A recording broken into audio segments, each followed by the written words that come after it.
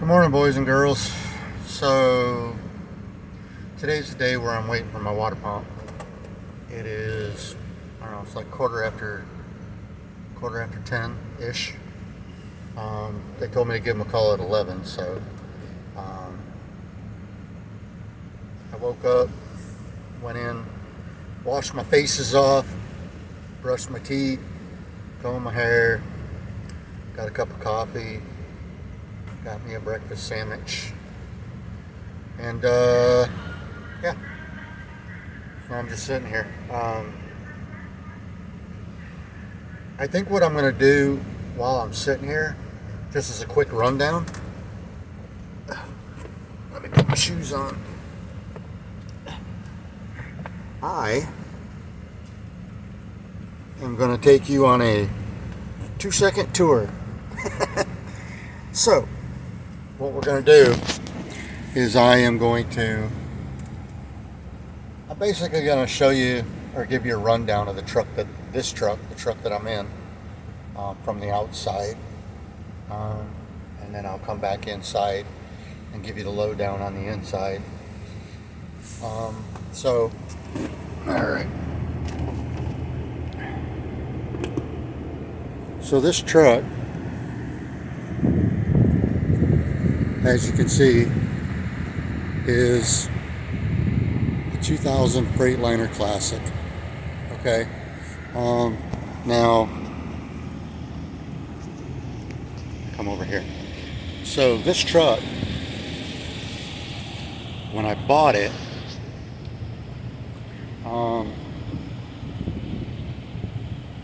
I knew the guy that used to own this truck. Okay.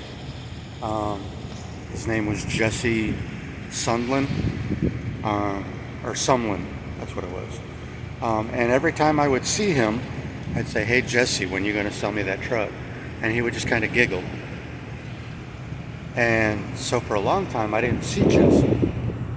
And there was one day where I just happened to be inside the shop, and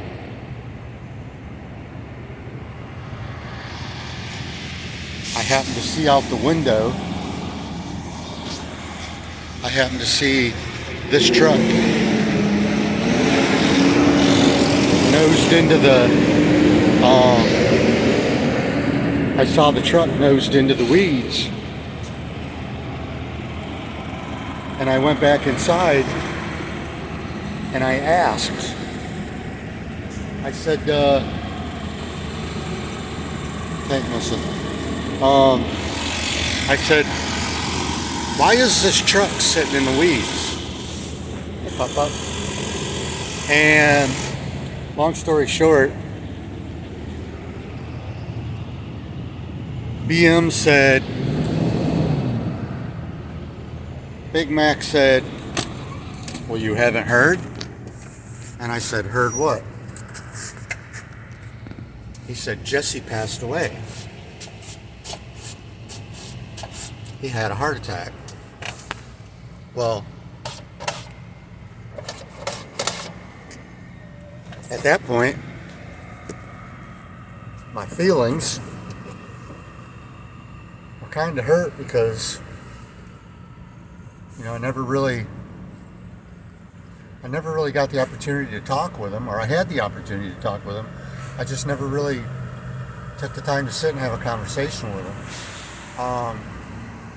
I think I did one time for maybe 5 minutes. He was a younger guy. He was like 41. But yeah, he had a heart attack. So I went in and asked the owner of the company. I said, any idea on what they plan on doing with Jesse's truck? And she said, "Well, from my understanding, Jesse's mom owns the truck. She wants to sell it." I said, "Okay, can you get a hold of her and tell her I'm very interested in purchasing the truck?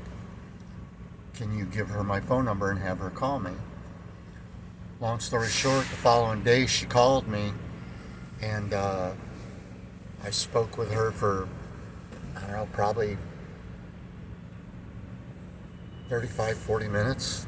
Nice lady. Um, an older woman. She's older than me. She's in her 70s. Um,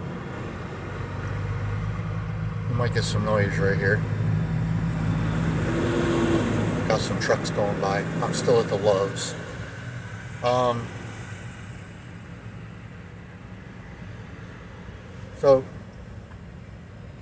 long story short. Oh, hold on. Whew. I had to sneeze. Sorry about that. Long story short, her and I came to an agreement.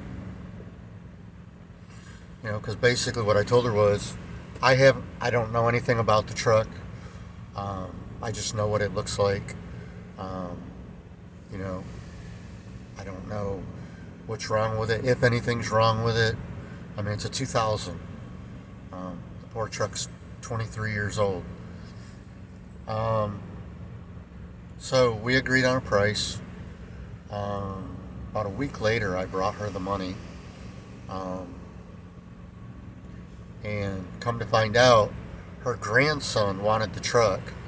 And she told him no, because he was just going to sell it anyway. So,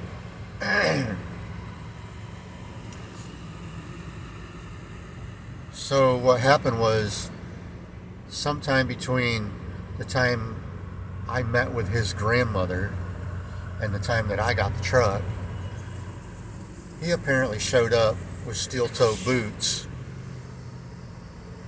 and got inside the truck and literally destroyed the inside of the truck with a pair of steel-toe boots. That's no exaggeration.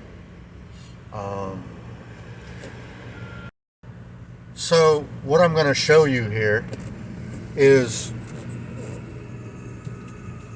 keep in mind, I've had this truck for about 9 months now, and I've done a lot of work to it, and I'll explain exactly what it is I've done. So, like I said, it's a 2000 Freightliner Classic. This is my third one of these trucks that I've had. I love these trucks. Just they're old school. They got a lot of room. See the ceiling. So I'm still not touching. I'm barely touching. So there's a lot of room there. Okay, so let's start back here, because this part you can see. So there was a bed right here that came across this gray line. These pads right here are where the bed used to sit, out here. So this was the pad, and then it folded up against the wall. And I took it down. There used to be a peg up here where it locked. I took it down. So I took the bed out. I knew I needed air conditioning, because it was the end of summer when I got the truck. So I knew I was going to need to put air conditioning in, and probably heat, because what I'm fixing to show you, you'll understand why. So this is my dash. See how this got this big open hole? So this whole dash was laying in the floor when I got it. Okay? Except for this piece. That was the only piece that was still connected. All of this was still connected, and the steering wheel, it had a different steering wheel at the time. It had the original 18-inch rubber coated. It was destroyed.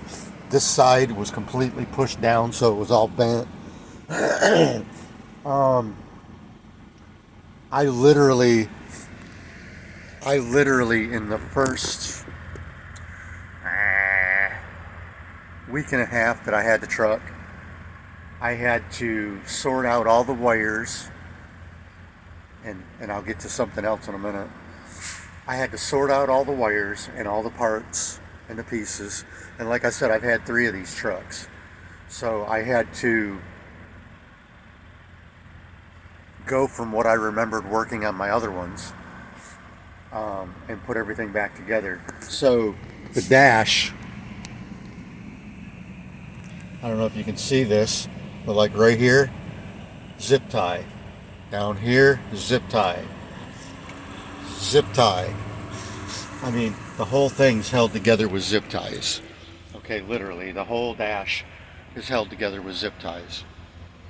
I purchased from a scrapyard 2 complete dashes from door to door, where the framing, the inner skeleton of the dash is all in one piece. It's not broke, it's not cracked. All the metal eyelets for the screws are all there. Everything's there. And then I started ordering digital gauges, digital Teltec gauges, to go back in the dash. So in the process of ordering all the gauges, I knew that when I put it back together, it wasn't going to be original. I was going to customize it because I've constantly been doing different stuff to the truck, and I'll explain that in a minute. So the dash eventually will be completely replaced, all new gauges, and the fascia for these brown panels that hold the gauges, that will all be custom cut aluminum and it'll be wrapped in electric cobalt blue. Excuse me, sugar.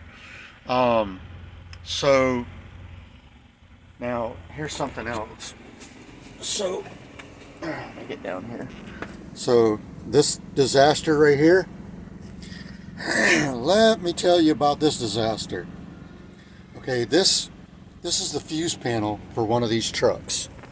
Okay, can't really see it because of all my. Okay, this is all your relays.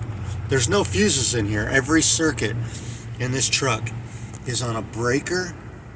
These are all relays. And then if you come over here, you can't really see them, but back inside here, there's a bunch of, what are they called? They're like little miniature metal breakers. So if they're heat activated, so if one of them was to overload, it'll kick out. And if for some reason it didn't come back on, it's got a little tiny little black button on it. You just push it and it comes back on.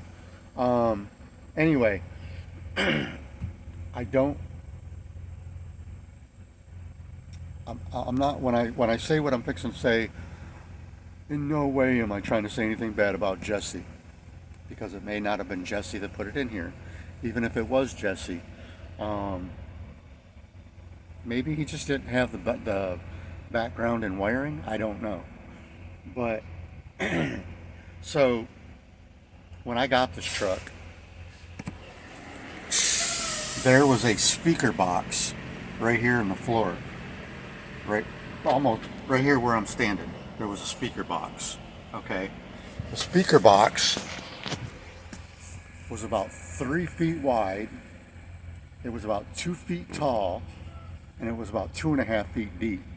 Okay, there was no floor back here. When you stepped out of the chair, you literally had to climb on the box to get to the bed. It had 5 amps bolted to the outside of it. It had one, I don't know where he found it, but it had one 22-inch square speaker in that box. Okay. Out the door it went. I threw it in the dumpster. The speaker had apparently at some point had holes poked in it. He fixed it with, well, I don't want to say fixed it. He tried to fix it with silicone where it had puncture wounds in the cone. Once you get puncture wounds in the cone of a speaker, it's done. You'll never get the same quality speaker or quality sound out of it, okay, because it comes raspy. So I took the amps off of it because they all still work. Took all the amps off of it, threw the box, speaker, wiring, all of it in the trash. Okay, the inside of this truck was absolutely destroyed. Okay, both the seats were completely destroyed. The seat on the driver's side, so this part right here that you lean against, it was twisted and it was broke halfway down, and this part of it was laying under this. There was another cabinet here, and there was a gap, and it was like a countertop. Okay, that part of the speaker was laying backwards, like it was broke, like right in here somewhere, and it was just laying back onto the little countertop. Okay, this chair over here, you couldn't sit in it, you couldn't kneel in it, because the center of the seat, there was a giant hole right here, and you could see straight down into the framework of the seat. So I drove this thing home like that. I drove it from Dayton, Ohio to South Carolina. When I got it home, I just went to just throwing crap in the trash. Thankfully, I had a dumpster. Knock on wood, the interior, as far as like this panel here, which goes all the way across, was in really nice shape, and then all back here was in really good shape. There was a tear here somewhere. Oh, the door. Down here on the door, where is it? Right there. There's a tear in the door, and and then the door panels. The door panels were absolutely shot. They were all ripped up. They weren't even sticking to the door. So I just went ahead and pulled it off, and as you can see, that's the metal liner for the door. And I had to pull that whole thing apart because the electric motor for the window wouldn't roll up. It wasn't working. The wiring was, when you open the door, there were butt connectors in the between the hinge of the door and the door. So I had to redo all that and solder it and shrink wrap it and all that. So I got that all working. That door I had to replace because the other door was so broken inside. The framework was so broken you couldn't close the door. The only way you could get it to close was get it outside, line it up with the striker, and then just have the door about 5 inches away from the frame and just slam it as hard as you could get it. And if you were lucky, it would grab and it would actually hold it. So overall, and then the other thing that was wrong was this up here, this ceiling liner, this brown part. This whole thing was hanging down. This whole side was just hanging down, and it drove me nuts. Absolutely drove me nuts. So it took me about 4 or 5 hours to devise a plan to get that thing to stay up there and not droop and fall apart. So I took a piece of, I don't know if you know what Luan is. It's a very thin, like, paneling. I think they use it for countertops, doors, cabinets, things like that. Anyway, I took a piece of Luan and I took this panel completely down, and I traced with a piece of paper the inside framework, or where this piece, it's recessed in the ceiling. So I traced the recess, and then I transferred that onto the Luan. I cut it all out, and then where this centerpiece is right here, the smooth part, there's a rib that runs right down the center, and it's about, I don't know, maybe 2.5 inches wide. So it's a good flat surface. And for whatever reason, Freightliner took Velcro, and they put the hook on the rib, and then on the back of the headliner they put the loop, in 3 sections. So when you put it up there, you were supposed to push on the Velcro, and that would hold it in the center. Well, the Velcro had, from the heat over the years, it had dry rotted, fallen apart. It wasn't holding it, nothing like that. So basically what I did was I put the Luan up, and where it's recessed into the ceiling, there's a lip that sticks out. It's only maybe an inch wide. So I trimmed it, and then in key places, I drilled really tiny holes, and I put aluminum rivets around the edge of it to hold the Luan up. And then I basically did the same thing with this headliner. See the silver dots? Okay, those are supposed to be brown. I haven't put in there's button heads that go back on there, they clip on, and I haven't put them back on yet. But I wanted to put it up and see over time if it was going to droop in any particular place, so that I could put more, because I did the same thing out here. See if I can find one. Yeah, like right here. See if I can get a picture of that. And see the rivet right in the center of it? I riveted it back up. So I did that in certain places around the edge and in the middle, especially right here in the center on that rib. You can't rivet it because, you know, there's no buttons going down the center. So I did one here, and then one more. So it's held on both ends pretty good, and so far it hasn't drooped. And before I put the Luan up, I spray painted the outer 4 inches of it black, so that, and I can see a spot where I can show you what I did. I spray painted it black so that if you could see it, it wouldn't stand out. Right here, up in this area. I don't know if you can see that. There, you can barely see the edge of the Luan in there. And I did that because I wanted it to blend with the headliner, but I didn't want it to stand out in the event that it wasn't cut perfect. But so far it's working great. I did all this, I've repainted, and I didn't repaint it for the look. I've got a company close to my house that does wraps, and they're going to come in, and everything from this line up,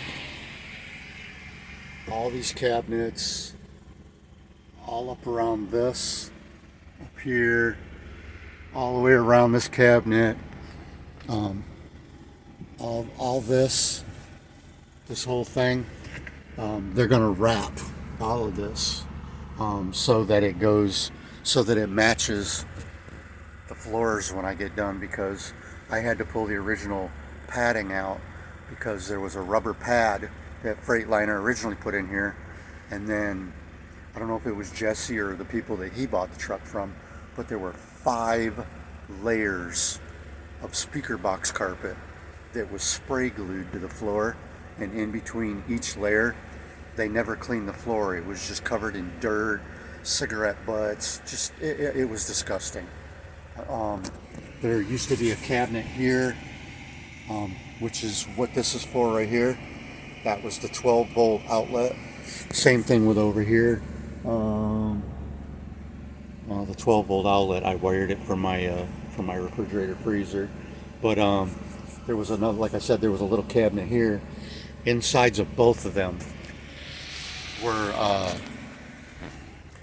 they were absolutely packed with garbage. And when I say packed, it was like a mountain of just trash. Nothing in particular, it was just trash. The inside of this truck was just absolutely, it was horrible. I'll later down the road, I'll see if I can dig out the pictures, and I'll try to I'll redo another video as I'm going along, because I've got to do the floors and everything else, and I'll post another video once I get it all done. But I'll do a before and after, and I'll post those pictures up there for you. But nonetheless, this is my 2000 Freightliner Classic.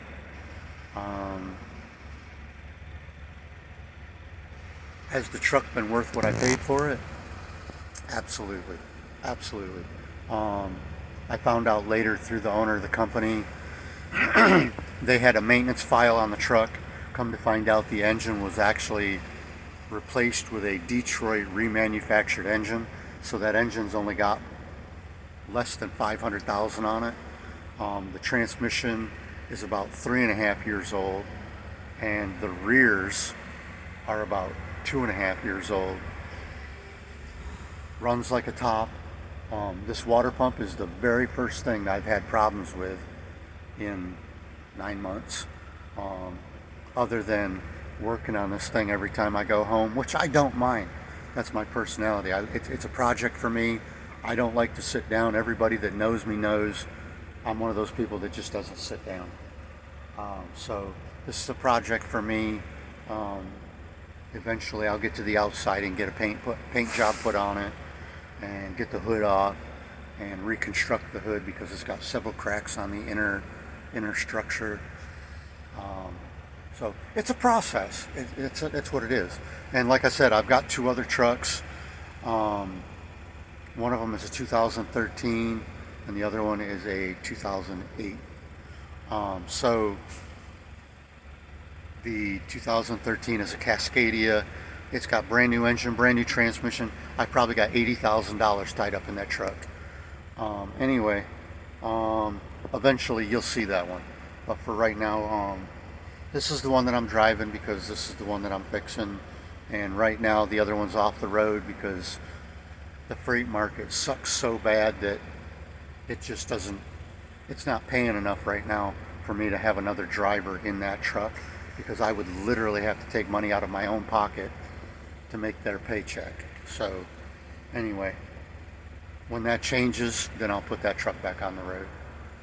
Anyway, I think I'm going to cut this video for now, and we'll call it a day for the moment.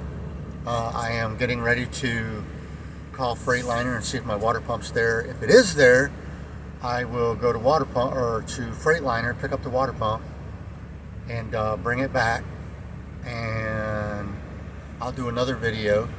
Like I told you, I want to show you how that thing goes in there and what all's entailed to get it out and in. And we'll go from there. We'll ad-lib. So stick around, come back. Yeah. Y'all stay safe, play safe. Subscribe, follow the journey. I'm